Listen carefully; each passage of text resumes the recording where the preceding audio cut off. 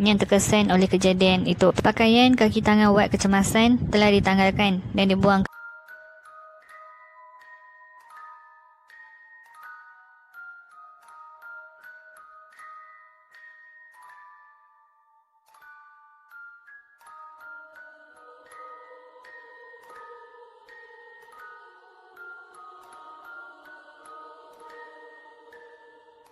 Okey, hai korang, selamat datang ke dalam channel YouTube aku. Okey, kali ni aku nak cerita dengan korang pasal Gloria Ramirez, ataupun lebih tepat lagi dikenali sebagai The Toxic Woman, yang bermaksud wanita beracun. Gloria Ramirez adalah seorang wanita yang berusia 31 tahun yang menderita akibat kanser. Selain mendapat kanser yang kronik pada usia yang agak muda, tiada apa yang luar biasa mengenai wanita ini. Namun, aksiden yang berlaku setelah dia dimasukkan ke dalam wad kecemasan membuatkan doktor dan para penyelidik bingung. Digelar wanita toksik. Kaki tangan hospital yang terdedah pada tubuhnya menjadi sakit dan perlu mendapatkan rawatan. Berikutan adalah butiran kejadian misteri yang berlaku kepada Gloria Ramirez. Pada sekitar jam 8.15 malam, pada 19 Februari 1994, Gloria Ramirez telah dimasukkan ke dalam wad kecemasan di Hospital Besar Riverside, California Selatan kerana dia mengalami masalah kesan daripada kanser pangkal rahim yang dialaminya. Sewaktu dia sampai di bilik kecemasan, dia berada dalam keadaan bingung dan sedang menderita denyutan jantung serta pernafasan yang tidak normal. Pasukan perubatan telah melakukan beberapa protokol asas seperti memasukkan ubat yang mempunyai kesan pantas seperti Valium, Verse and Ativan, seperti lidocaine dan beryllium juga diberikan untuk menstabilkan semula denyutan jantungnya. Apabila keadaan jelas menunjukkan bahawa Gloria tidak bertindak balas dengan ubat yang diberikan, pasukan perubatan cuba pula menggunakan defibrillator untuk merangsang kembali denyutan jantungnya. Ketika pasukan perubatan yang merawat Gloria mendapati terdapat kilauan yang berminyak di bahagian dadanya, mereka juga perasan bau seakan-akan buah ataupun bawang putih keluar daripada mulut Gloria. Apabila mereka cuba mengambil sampel darah dari lengannya, mereka perasan seakan-akan bau amonia datang daripada tiub dan terdapat zarah kecil berwarna krim pada darah Gloria itu.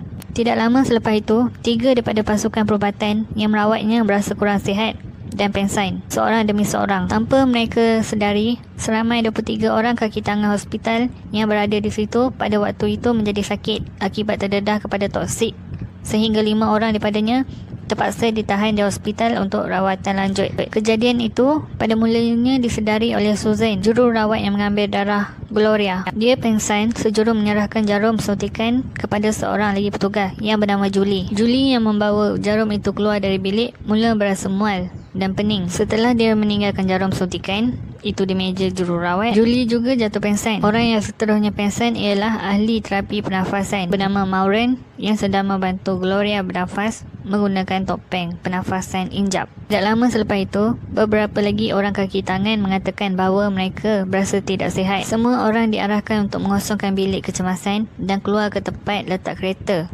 hospital. Di luar, kaki tangan hospital di bahagian lain mula merawat pesakit dan rakan sekerja mereka yang terkesan oleh kejadian itu. Pakaian, kaki tangan wad kecemasan telah ditanggalkan dan dibuang ke dalam beg plastik. Sebahagian kecil kaki tangan yang kurang terkesan dan masih bertahan dilihat sedang cuba menstabilkan Gloria Ramirez. Pada jam 8.50, setelah 40 minit percubaan untuk melakukan CPR dan menstabilkan Gloria, ternyata gagal. Dia dinyatakan meninggal dunia akibat kegagalan buah pinggang. Di antara ramai yang dijangkiti, Julie adalah yang paling teruk terjejas. Dia mengalami gegaran, apnea, hepatitis, pankreatitis dan avascular necrosis dalam lututnya. Suatu keadaan di mana tisu tulang tidak mendapatkan cukup darah dan mula mati. Julie terpaksa dirawat selama 2 minggu dalam rawatan rapi dan berjalan menggunakan tongkat selama 2 bulan. Bagi Susan pula, dia mengalami sindrom kegagalan anggota badan dan suhu badan yang meningkat. Seorang jururawat lagi iaitu Sally